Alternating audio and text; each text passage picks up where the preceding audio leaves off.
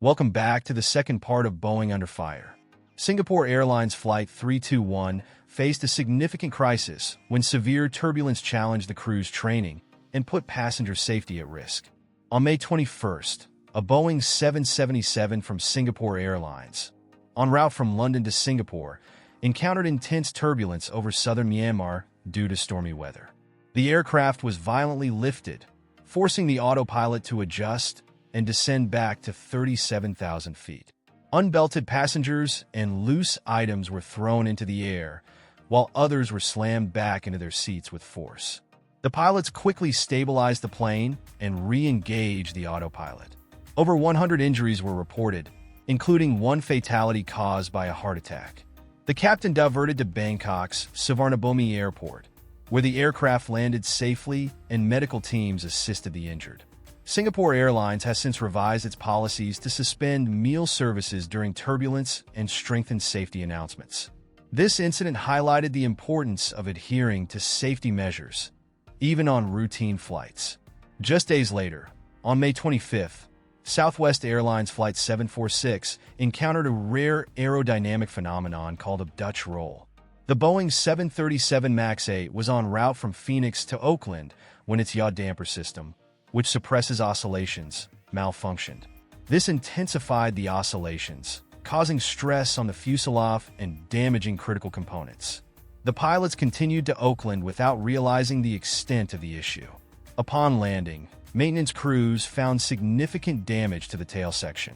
The FAA, NTSB, and Boeing are investigating the yaw damper failure to assess its implications for the 737 MAX series.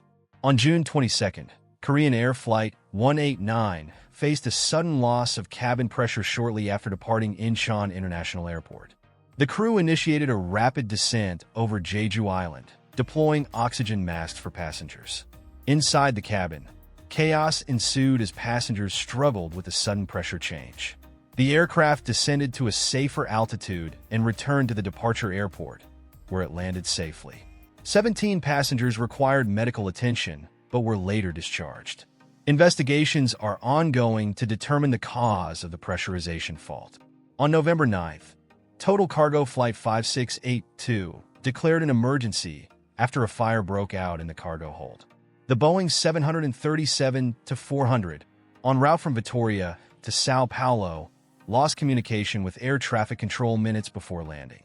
Despite the communication loss, the transponder allowed controllers to track its approach. The aircraft landed safely, but flames erupted from the cargo hold as it came to a halt. Emergency crews extinguished the fire, and the flight crew escaped unharmed. The aircraft was severely damaged and declared a total loss. Investigators are now determining the cause of the fire.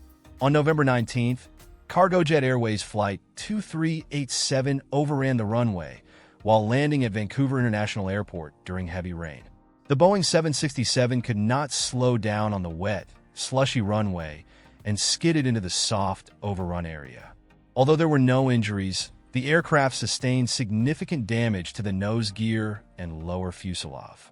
Investigations suggest a combination of tailwinds, runway conditions, and potential issues with flap deployment may have compromised the aircraft's landing performance. On November 25th, a Swiftair Boeing 737 cargo jet crashed into a residential area near Vilnius International Airport. The crew reported an emergency during descent, but provided no specifics before communication ceased. The aircraft entered a controlled descent before rapidly losing altitude and crashing. One crew member was killed, and 3 others were injured. Flight recorders have been recovered to uncover the sequence of events. On December 29th, Jeju Air suffered South Korea's deadliest aviation accident in decades.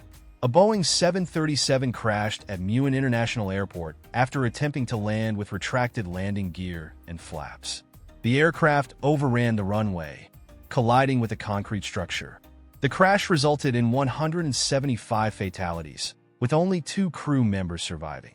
Investigations are focused on understanding why critical systems failed or were not deployed during the approach.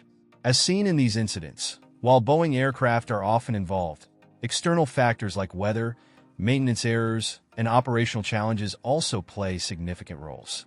These events remind us of the importance of rigorous safety measures and investigations to prevent future tragedies. What are your thoughts on Boeing's safety reputation? Share your perspective in the comments below. Don't forget to like, share, and subscribe the channel.